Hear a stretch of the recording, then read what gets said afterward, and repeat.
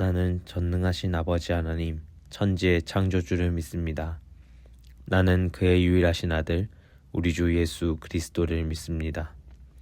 그는 성령으로 잉태되어 동정녀 마리아에게서 나시고 본디오 빌라도에게 고난을 받아 십자가에 못 박혀 죽으시고 장사된 지 사흘 만에 죽은 자 가운데서 다시 살아나셨으며 하늘에 오르시어 전능하신 아버지 하나님 우편에 앉아 계시다가 거기로부터 살아있는 자와 죽은 자를 심판하러 오십니다. 나는 성령을 믿으며 거룩한 공교회와 성도의 교제와 죄를 용서받는 것과 몸의 부활과 영생을 믿습니다. 아멘. 찬송가 380장입니다.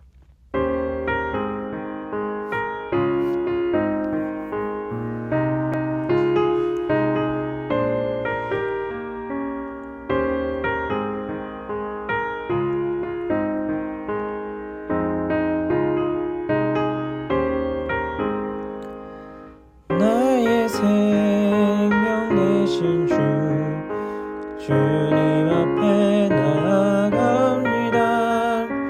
주의 흘린 보혈로 정케 하사 받아주소서. 날마다 주를 찬송하겠네. 주의 사랑 줄로서 나를 굳게 잡아매소서. 괴로운 세상 지낼 때 나를 인도하여 주소서. 주를 믿고 나가면 나의 길을 잃지 않겠네. 날마다 주를 찬송하겠네. 주의 사랑 줄로서 나를 굳게 잡아매소서.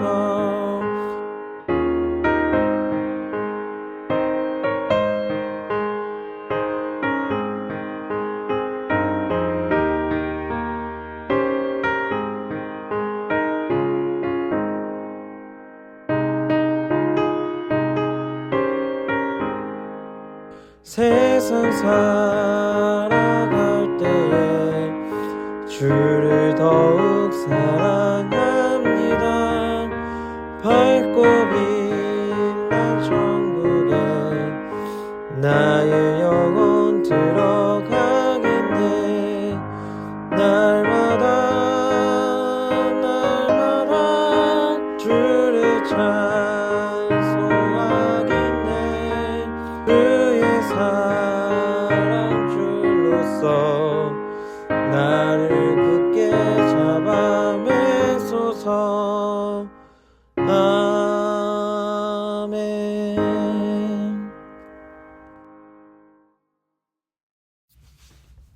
기도드리겠습니다. 하나님 아버지 감사드립니다. 오늘 이 새벽에도 하나님과 함께 예배하는 자리에 모여 그 은혜를 누리게 하심을 감사드립니다.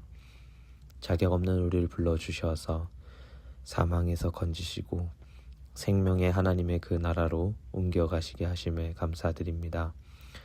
주신 은혜를 우리가 감사해야 할 텐데 하나님 감사하지 못하고 하루하루 원망과 불평 가운데에 보냈던 것들이 있다면 주님 용서하여 주시옵소서. 오늘 새벽에 이렇게 다시 한번 고개 숙여 주님 앞에 나왔습니다. 하나님 은혜를 더하여 주시옵소서. 말씀으로 새롭게 되게 하여 주시고 주님께서 주시는 거룩한 삶 가운데에 나아갈 수 있도록 주님 우리의 마음을 주관하여 주시옵소서. 특별히 하나님 우리가 이 자리에 모여 기도할 때에 주님 응답하여 주시옵소서. 우리가 신음할 때에 고통당할 때에 기쁨과 슬픔을 누릴 때에 늘 함께 하시며 하나님께서 우리와 함께 하심을 깨달아 알게 하여 주시옵소서. 특별히 하나님 교회의 여러 가지 사역들을 위하여 준비하는 올 초입니다. 하나님, 해의 시작을 하나님께서 지켜주시고 오늘 이 자리에서 기도되어지는 모든 것들이 하나님 안에서 선한 방향대로 이루어져 갈 수 있도록 주님 허락하여 주시옵소서. 부족한 우리들에게 지혜를 더하여 주시고 부족한 입술에 기도의 말씀을 넣어 주시어서 하나님, 오늘 이 새벽에 나와 하나님 앞에 예배하는 이 시간이 하나님 참으로 복된 시간이 될 수 있도록 주님 허락하여 주시옵소서. 오늘 주신 말씀을 기대하는 마음으로 기다립니다. 하나님, 주신 말씀들이 우리의 마음에 심겨지고 우리의 삶에 나타나 하나님께서 우리에게 보여주시는 그 믿음의 역사대로 우리가 살아갈 수 있도록 주님 허락하여 주시옵소서. 이 모든 것 예수님의 이름으로 기도드립니다. 아멘. 제4장. 그러므로 형제들아, 우리가 끝으로 주 예수 안에서 너희에게 구하고 권면하노니 너희가 마땅히 어떻게 행하며 하나님을 기쁘시게 할 수 있는지를 우리에게 배웠으니 곧 너희가 행하는 바라. 더욱 많이 힘쓰라. 우리가 주 예수로 말미암아 너희에게 무슨 명령으로 준 것을 너희가 아느니라. 하나님의 뜻은 이것이니 너희의 거룩함이라. 곧 음란을 버리고 각각 거룩함과 존귀함으로 자기 안에 대할 줄을 알고 하나님을 모르는 이방인과 같이 세욕을 따르지 말고 이 일에 분수를 넘어서 형제를 해하지 말라. 이는 우리가 너희에게 미리 말하고 증언한 것과 같이 이 모든 일에 주께서 신원하여 주심이라. 하나님이 우리를 부르심은 부정하게 하심이 아니요 거룩하게 하심이니 그러므로 저버리는 자는 사람을 저버림이 아니요 너희에게 그의 성령을 주신 하나님을 저버림이니라. 형제 사랑에 관하여는 너희에게 쓸 것이 없음은 너희들 자신이 하나님의 가르치심을 받아 서로 사랑함이라. 너희가 온 마게도냐 모든 형제에 대하여 과연 이것을 행하도다. 형제들아, 권하노니 더욱 그렇게 행하고 또 너희에게 명한 것 같이 조용히 자기 일을 하고 너희 손으로 일하기를 힘쓰라. 이는 외인에 대하여 단정히 행하고 또한 아무 궁핍함이 없게 하려 함이라. 형제들아, 자는 자들에 관하여는 너희가 알지 못함을 우리가 원하지 아니하노니 이는 소망 없는 다른 이와 같이 슬퍼하지 않게 하려 함이라. 우리가 예수께서 죽으셨다가 다시 살아나심을 믿을진대 이와 같이 예수 안에서 자는 자들도 하나님이 그와 함께 데리고 오시리라. 우리가 주의 말씀으로 너희에게 이것을 말하노니 주께서 강림하실 때까지 우리 살아남아 있는 자도 자는 자보다 결코 앞서지 못하리라. 주께서 호령과 천사장의 소리와 하나님의 나팔 소리로 친히 하늘로부터 강림하시리니 그리스도 안에서 죽은 자들이 먼저 일어나고 그 후에 우리 살아남은 자들도 그들과 함께 구름 속으로 끌어올려 공중에서 주를 영접하게 하시리니 그리하여 우리가 항상 주와 함께 있으리라. 그러므로 이러한 말로 서로 위로하라.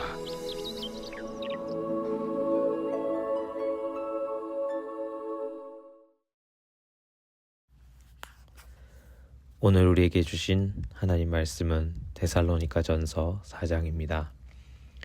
데살로니가전서 4장에는 거룩과 부활이라고 하는 큰 주제가 등장합니다. 여기서 바울은 거룩함이 무엇인가 생각하게 하고 그런 삶 가운데서 주신 소망으로서의 부활이 우리에게 어떤 영향을 주는지 잘 설명해 주고 있습니다. 바울은 본문의 거룩함이 무엇인가 소개할 때 하나님이 우리에게 배우게 하신 하나님을 기쁘시게 하는 방법이다 라고 소개하고 있습니다. 우리가 하나님을 기쁘시게 하는 거룩이라고 하는 이 주제를 고민할 때 우리가 상상할 수 있는 여러 가지 장면들이 있을 것입니다. 특별히 우리에게 주어진 여러 가지 특정한 의무들이 생각이 날 것입니다. 그러나 오늘 바울이 이야기하려는 거룩함이라고 하는 것은 우리가 생각하는 거룩의 모습과는 사뭇 다를 수 있을 것 같습니다. 오늘 데살로니가 전서 4장은 내 형제를 저버림이 거룩과 깊은 관련이 있음을 설명합니다.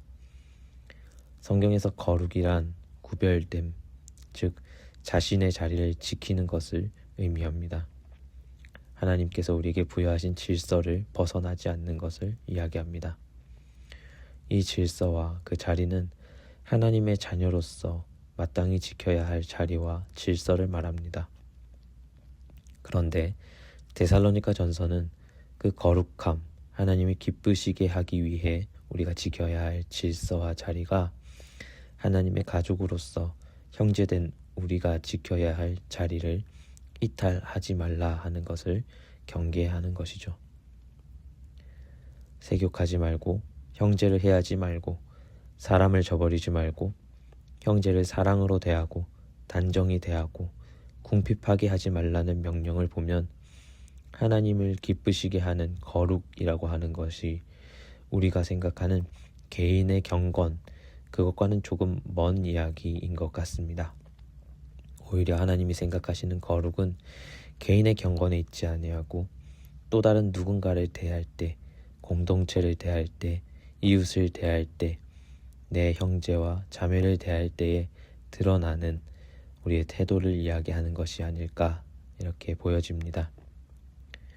우리는 거룩이라는 것이 짐처럼 느껴지겠지만 하나님의 말씀 속에서 말씀하시는 거룩은 사실 하나님께서 우리를 하나님 나라로 옮기기 위한, 우리의 자리가 더 이상 사망에 매여 있지 아니하고 생명의 자리로 옮겨지기 위한 특권임을 이야기합니다.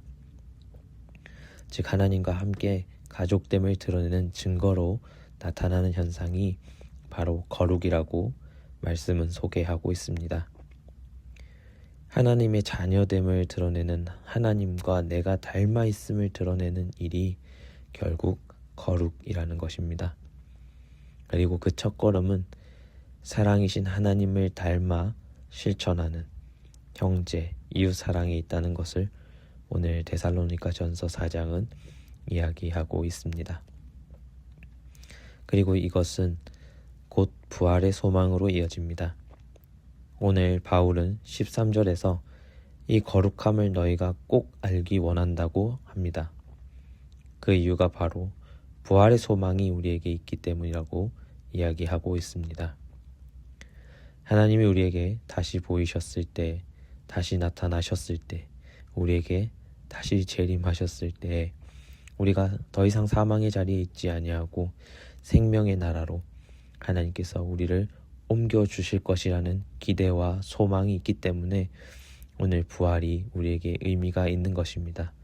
특별히 오늘 그 부활을 향해 달려가는 걸음인 거룩이 의미가 있는 것이기 때문입니다. 이 거룩을 다하기 위해서는 우리는 희생되어야 합니다. 죽어져야 합니다. 피해도 감수해야 합니다.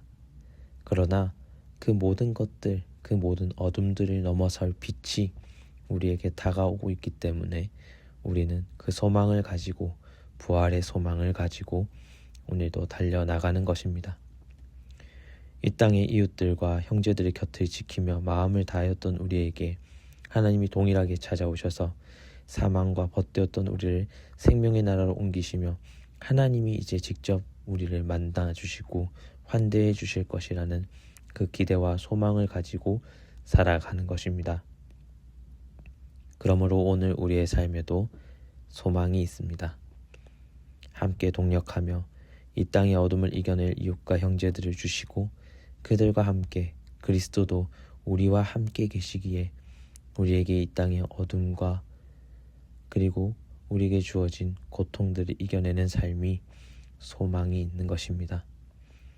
오늘 이 새벽의 말씀을 함께하는 우리 교회 성도 여러분의 삶에도 하나님의 거룩한 뜻이 드러나고 하나님이 주시는 부활의 산 소망이 여러분들과 함께 하시는 하루가 되시기를 기도합니다. 더불어 이 시간 함께 우리가 기도할 때 꼭 기억해야 하는 것이 있습니다. 그것은 바로 이 거룩을 지켜내는 우리의 태도입니다. 소망을 가진 우리는 또 소망을 전해야 하는 사명을 가지고 있습니다. 우리가 말하는 소망이 능력이 되어 나타나려면 우리가 대하는 이웃 형제들에게 바로 그 소망에 합당한 태도로 임해야 할 것입니다. 말로만 의미 있는 이야기는 더 이상 힘있게 다가오지 않습니다. 오늘 말씀은 우리에게 말씀의 힘을 나타내어야 한다, 이렇게 얘기합니다. 거룩함을 드러내는 자가 되어야 한다 이야기합니다. 그 거룩함이 주는 부활의 소망을 힘있게 전하기 위해서는 우리가 그 부활의 능력을 실천하는 누군가가 되어야 합니다. 오늘 말씀이 이야기하듯이 내 형제를 저버리지 않고 내 이웃을 저버리지 않고 그들에게 먼저 그 부활의 능력을 전하는 자들이 되어야 합니다. 사랑으로 그들을 품고 선행으로 그들과 함께 있는 것, 또 그들의 손을 잡아주고 일으켜주는 것, 회복을 꾀하고 그들을 다시 한번 하나님께로 나아오게 하는 사명이 우리들에게 주어져 있는 것입니다. 때때로 우리가 그 모든 것들을 잊고 하나님의 자녀로서의 그 사명과 의무를 잊고 살아갈 때가 있을 것입니다. 그럼에도 불구하고 오늘 말씀이 우리에게 깨우쳐 주듯이 다시 한번 일어나 다시 한번 우리에게 주어진 그 이웃과 형제들 사이로 나아가는 것입니다. 우리가 아직 죄인 되었을 때에 사망의 자리에 앉아있던 우리를 먼저 다가오셔서 손잡아 주시고 일으켜 주시고 생명의 나라로 옮겨주신 주님의 그 능력을 우리가 이어받아 이제 아직 죄인 되어서 아직 사망의 자리에 있는 이들에게 부활의 기쁜 소식을 전하고 거룩한 자가 끝끝내 승리하는 이 이야기, 이 복음들을 전해야 할 것입니다. 그것이 우리가 이 땅을 하나님께 받은 이유가 될 것입니다. 이 땅에 하나님께서 우리를 보내시고 이렇게 신앙을 가지게 하시고 예배케 하시는 이유가 될 것입니다. 부활의 산소망이 여러분들과 함께하는 하루가 되기를 간절히 기도합니다. 끝으로 히브리서 10장 23절 25절을 함께 읽으며 말씀을 맺겠습니다. 또 약속하신 이는 믿으시니 우리가 믿는 도리의 소망을 움직이지 말며 굳게 잡고 서로 돌아보아 사랑과 선행을 격려하며 모이기를 패하는 어떤 사람들의 습관과 같이 하지 말고 오직 권하여 그날이 가까울수록 더욱 그리하자. 아멘. 오늘도 이 말씀과 함께 하시는 하루 되길 간절히 소망합니다.